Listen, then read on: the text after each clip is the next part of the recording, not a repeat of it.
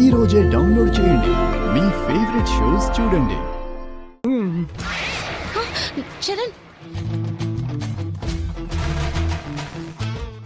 అయ్యో చరణ్, చరణ్, చరణ్. ఏమ్మా షాక్ అయ్యావా? అది కాదు సార్. ఏమయ్యా ఈరోజు ఏ ఎగ్జామ్ కూడా తెలియకుండానే ప్రిపేర్ అయ్యి వచ్చావా? అవునండి, కొంతమంది తినడమే పనిగా పెట్టుకుంటారు, కొంతమంది నవ్విద్దామనే పనిగా పెట్టుకుంటారు.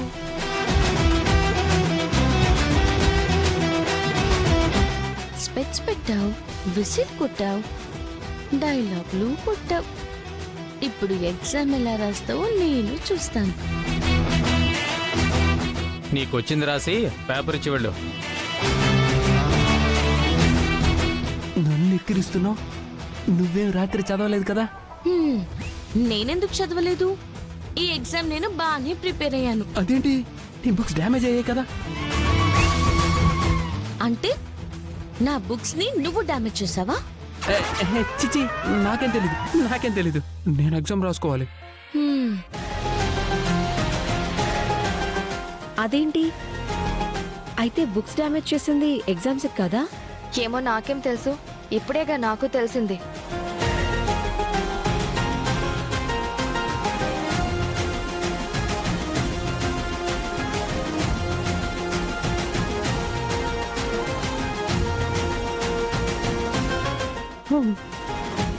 ఏం రాయాలి? పల్లవి, కొంచెం నాకు చూపించవే.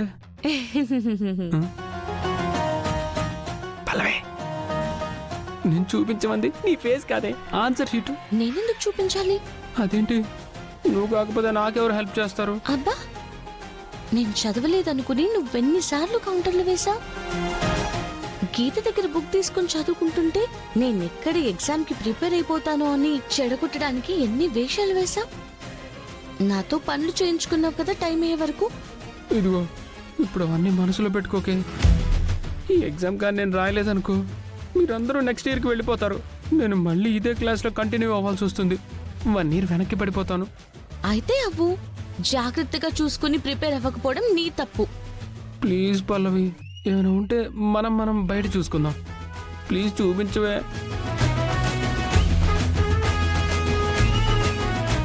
ఎందుకో నువ్వు చేసినవని గుర్తొచ్చి నాకు ఈగో అట్టొస్తుంది. నీకు ఒక కొబ్బరికాయ, నీకు ఒక కొబ్బరికాయ కొడతానే. చూపించవే ప్లీజ్. సరే అయితే నేను చెప్పేది చెప్పు, అప్పుడు చూపిస్తాను. ఏంటో చెప్పు. పల్లవి, నువ్వు చాలా మంచిదానివి. పల్లవి, నువ్వు చాలా మంచిదానివి. నువ్వు చాలా అందంగా ఉంటావు. పల్లవి, నువ్వు చాలా అందంగా ఉంటావు. నీలాంటి అమ్మాయి నా భార్య కాబోవడం నా అదృష్టం. నీలాంటి అమ్మాయి నాకు భార్య కాబోతుండడం చాలా అదృష్టం. చూపిస్తున్నా, ఇదిగో చూసి రాసుకో. చూపించు.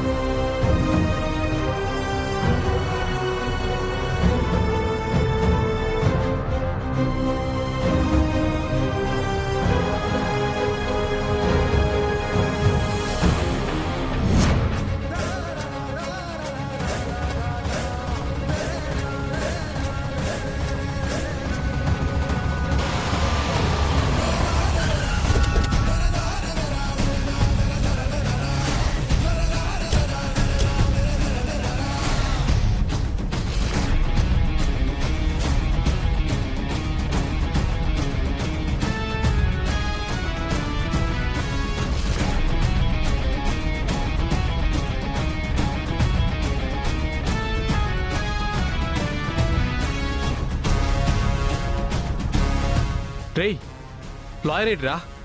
మెయిల్ పేపర్స్ ఏవి? మాట్లాడరే. అన్నా, నీకు బెయిల్ రాలేదన్నా. ఏంటి? స్టూడెంట్ ఇష్యూ కదన్నా. వాళ్ళ భవిష్యత్తుతో ఆడుకోబోయారని కబ్జా కేసు, ఇంకో 2-3 కేసులు కలిపి పెట్టారన్నా.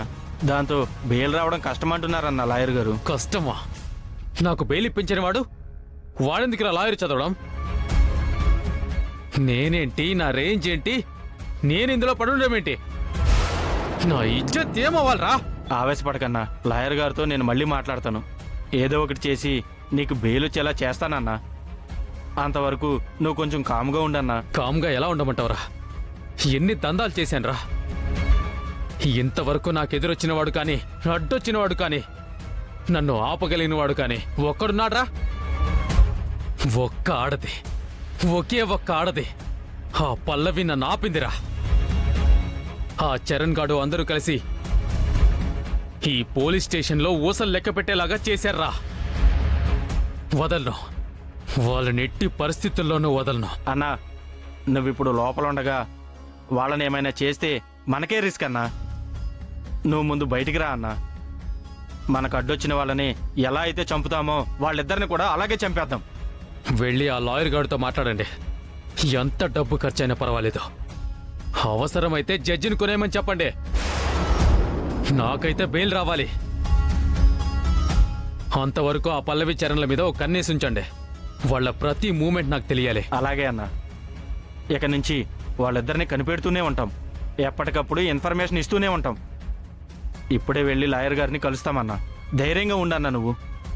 రేయ్, పదండ్రా.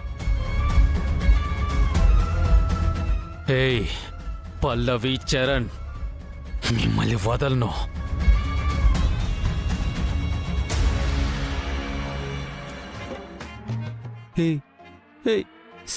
చూపించవే, పేపర్ కనిపించడం లేదు. అరే మొత్తం చూపిస్తాననుకున్నావా ఏంటి? ప్లీజే బాబు, ఒక 2 ఆన్సర్లు చూపించవే, నీకు దండం పెడతాను. చూపించవే.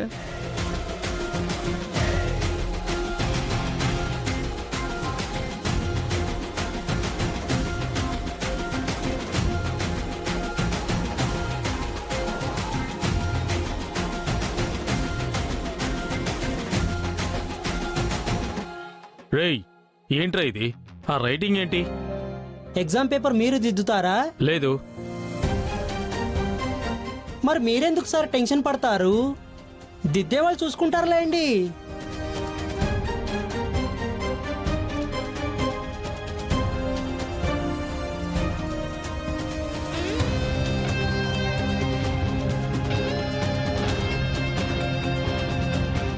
ఎవరి మటుకు వాళ్ళు తెగ రాసిస్తున్నారు. మనకేం తక్కువ, మనం రద్దాం.